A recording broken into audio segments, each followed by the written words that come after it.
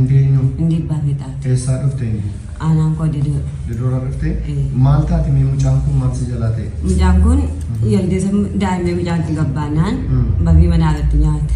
Yoomi gaa kun? Waggaan isaa afaan hin gaddaate. Arafaadhee barana jechaadha. Barana jechaadha. Mataa isaa nyaate meemi?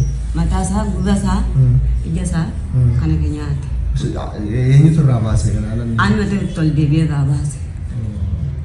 Jechuun bakka sana boodoomi maal ta'e mucaan?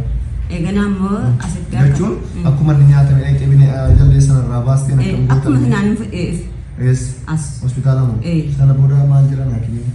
Akmiin eegana miidhanii mana qoratanii na gaafatanii. Bineensa na duraa nyaatee ye'een. Alamee wacumaan eegana ajaa'ibaa miidhanii akkamanii na qaxarati na gahee. Abbaan manaa qabdaa? Abbaan manaa kooti immoo fideesiin na gahee ka'e gala. Maaliif gale? Galee mana irratti qabeenya kan kotti fuudhe. Qabeenya keerratti maaliif sababnoo? Sababii mucaama kanaatti. Sababa mucaan kee jaldeessaa si jalaa nyaatame si dhiisee nama biraa fuudhe?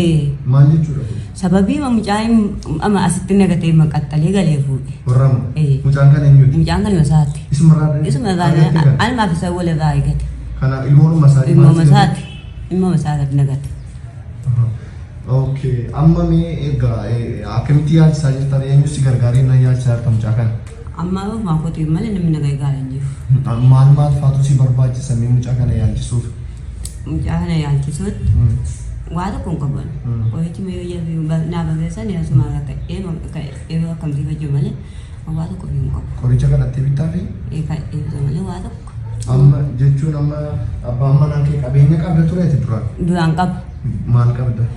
Horiin sangotii horii kan mataa lubbuu qabda horii ja'an qabaa. Horii qabda rakkoon qabu. Jechuun amma horii sana gurguree abbaan manaa sin gargaaru abbaan manaa kee? Hindi dha. Maaliif? Asumatti namni muka gatee mana seeraa dhaqee mana seeraas naa qabee dhiyeessi naanis mana addi baqatee ammas immoo as keessatti bakka baay'ee.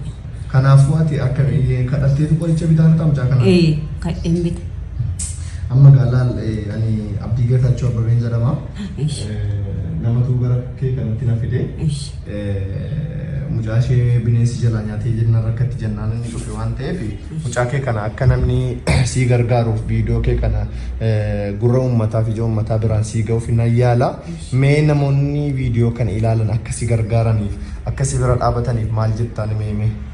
Namoota kana amma anggatiin video betti namoota kan na gargaare anggatiin qabeenya kan kootti sababii mucaa kanaatiin jireenya maalu gadhiisee qabeenya kan kootti gadhiisee nafsee immoo kan kootti maala'ee immoo dahee ka'een ammoo deebi'ee immoo kan kootaa immoo kootti ta'een qabeenya koo gadhiisee baanaan na jalaa zarafinni amma immoo namoonni kun na gargaare immoo kootti si ija jabeessee immoo kootti si jabeessuu barbaade.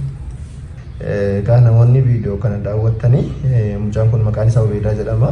Fayyaa dhalatee fayyaatuma jiraatu mana keessaa gadi ba'ee jaldeessi nyaate waan ta'eef namni rabbi isiniif laaffise akka bira dhaabbattan waamicha obbolumaa isinii dabarsaa galatooma ulfaadhaa.